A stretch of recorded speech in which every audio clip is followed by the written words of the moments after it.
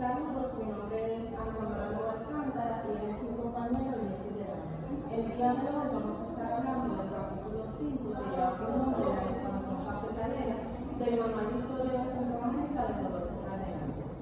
En esta primera parte vamos a analizar cómo el café se convirtió en un factor determinante para el desarrollo económico, social y político de tres países centroamericanos: Costa Rica, Guatemala y El Salvador, a partir del siglo XIX. Este proceso, conocido como la expansión cafetalera, marcó una nueva etapa para Centroamérica. Su integración definitiva al mercado mundial capitalista transformó la estructura agraria y las dinámicas internas del pueblo. El café no era solo un cultivo más. Desde sus inicios apareció como un producto muy competitivo y con alta demanda, y en los mercados nacionales e internacionales. Esta demanda creciente se debía sobre todo a los ciclos económicos de las potencias industriales de Europa, especialmente Inglaterra, y también el impacto de la producción brasileña en el comercio mundial del grano. Las variaciones en el precio y la demanda del café no dependían de lo que pasaba dentro de los países centroamericanos, sino del vaivén de las economías europeas y, más adelante, estadounidenses. Esto hizo que la economía de estos países quedara sujeta a factores externos, en el caso para diversificar y fortalecer factores internos.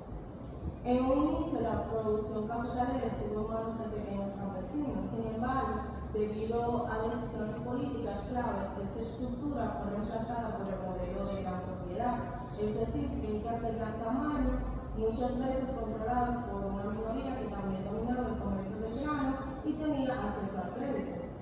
Así fue como surgió la burguesía cafetalera, un grupo poderoso que controlaba tanto la producción como el comercio y terminó dominando también el Estado. Este cambio se vivió acompañado de un proceso de modernización forzada, orientado a responder los intereses del comercio exterior. El capital urbano, por ejemplo, comenzó a fluir hacia el campo, primero con préstamos usureros, con tasas elevadas e impagables, y luego con inversiones directas en infraestructura agrícola, beneficiándose del café y del transporte. Esto facilitó el crecimiento de la economía exportadora, pero también aumentó la desigualdad social y la dependencia de los países centroamericanos. Un aspecto clave que ayudó a la expansión del café fue el aprovechamiento de las condiciones geográficas y climáticas. En Costa Rica, por ejemplo, el cultivo se concentró en la meseta central alrededor de San José, donde el suelo volcánico, la altitud y el clima eran ideales para el café de alta calidad. Ya para 1880, los capitales se extendieron por casi toda esa región. En Guatemala, las plantaciones surgieron en la región suroriental, entre el Océano Pacífico y la cadena montañosa, en una zona húmeda y subtropical. Y en El Salvador, los capitales se desarrollaron en las tierras elevadas por encima de 600 metros, en sus mayorías en las laderas volcánicas del centro del país. Ahora bien, aunque el contexto natural fue interesante, fue sobre todo el papel del Estado el que permitió consolidar el modelo capitalero. Cada país diseñó políticas para favorecer el cultivo del café. En Costa Rica, por ejemplo, el acceso a la tierra fue un poco más sencillo, ya que el Estado promovía la distribución de baldíos y también eliminó el diezmo sobre el café. El proceso se dio de manera más gradual, sin necesidad de reformas tan drásticas. En Guatemala, en cambio, la situación fue un poco distinta. A mediados del siglo XIX, la economía giraba en torno a la chinchilla, pero con la caída de ese mercado, el café surgió como una alternativa.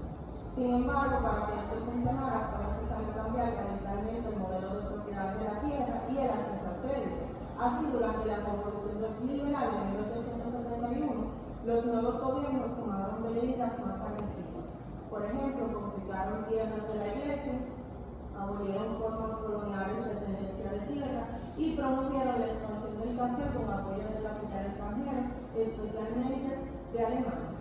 En El Salvador, el modelo fue similar, pero con características propias. El añil era el principal producto de exportación, pero su crisis fue más lenta que la de la conchichilla en Guatemala. Aún así, a partir de la década de 1860, el café fue ganando terreno y el Estado aplicó leyes que premiaban a los nuevos caficultores, exenciones de impuestos, protección legal y distribución de tierras si se sembraban cafetos. Estas eran algunas de esas nuevas órdenes. En 1879, con la llegada del presidente Saldívar, comenzó un proceso radical de reforma. Se disolvieron ejidos y tierras comunales para convertirlas en fincas privadas. En conclusión, esta primera etapa del proceso capitalero estuvo marcada por tres grandes transformaciones: la incorporación de Centroamérica al mercado capitalista internacional, la reestructuración de la propiedad de la tierra y la creación de una clase dominante cafetalera que asumió el control económico y político de sus países. Muchas gracias, Ana. Bueno, en esta segunda parte vamos a profundizar en los tres pilares fundamentales que sostuvieron el modelo cafetalero en Centroamérica durante el siglo XIX: la tierra, la mano de obra y el capital.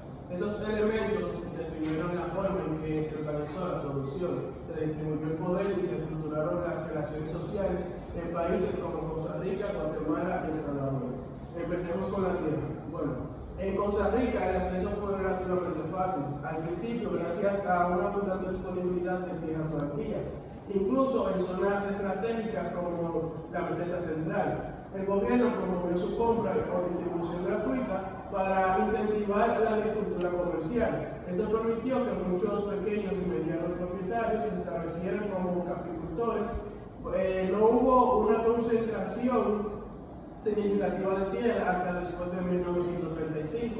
Por eso predominó un modelo basado en pequeñas fincas familiares que usaban principalmente mano de obra propia. En cambio, en Guatemala y El Salvador, el acceso a la tierra fue mucho más conflictivo. Ambos países aplicaron reformas liberales agresivas que escogieron tierras comunales, ejidales y eclesiásticas.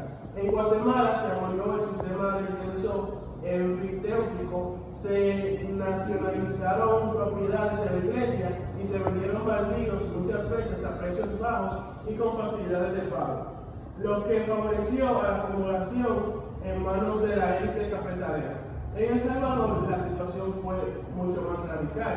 Las tierras comunales de los pueblos indígenas y mestizos fueron completamente eliminadas. A través de leyes se obligó a dividir y privatizar esas tierras, lo que dejó a miles de campesinos sin acceso a medios de subsistencia. Eso nos lleva al segundo pilar, la mano de obra. En Costa Rica la escasez de trabajadores fue una constante debido a la baja densidad poblacional y a que muchos campesinos eran propietarios de pequeñas parcelas. Esto reducía su necesidad de trabajar como jornaleros. Como resultado, los salarios tendieron a ser más altos y no existió un sistema de trabajo forzoso. Los cafetaleros contrataban trabajadores solo durante la cosecha y muchas veces pagaban por piezas para asegurar la recolección. El Estado invirtió muy poco en ese proceso y cuando lo hizo, como en las leyes contra la vagancia, no tuvo gran impacto. En Guatemala la situación fue completamente distinta. Ante la falta de mano de obra para las grandes plantaciones, el Estado invirtió directamente. En 1877 se aprobó el famoso Decreto 77, que legalizaba el reclutamiento forzoso de trabajadores indígenas a través de los jefes políticos y locales.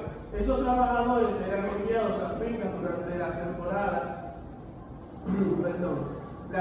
de cosecha y eran controladas mediante libretas de trabajo. La ley exigía que llevaran constancia del patrón anterior para evitar que cambiaran de empleador sin permiso. Por otro lado, El Salvador, aunque no implementó un sistema tan formalizado como el guatemalteco, la pérdida masiva de tierra obligó a miles de campesinos a convertirse en jornaleros. Esos trabajadores no contaban con protección legal y estaban sometidos al poder de los finqueros y de las autoridades locales. El Estado cumplió un rol represivo, creó una política montada y sofocó varios levantamientos campesinos que protestaban por la pérdida de tierras y los abusos laborales. Así, aunque no hubo leyes que obligaran a trabajar, la exclusión y la pobreza forzaron a los campesinos a aceptar condiciones duras en las fincas cafetaleras. El tercer y último pilar fue el capital. En los tres países, los inicios del cultivo de se financiaron con capitales locales modestos, pero rápidamente se recurrió a la financiación extranjera, especialmente de Inglaterra y Alemania.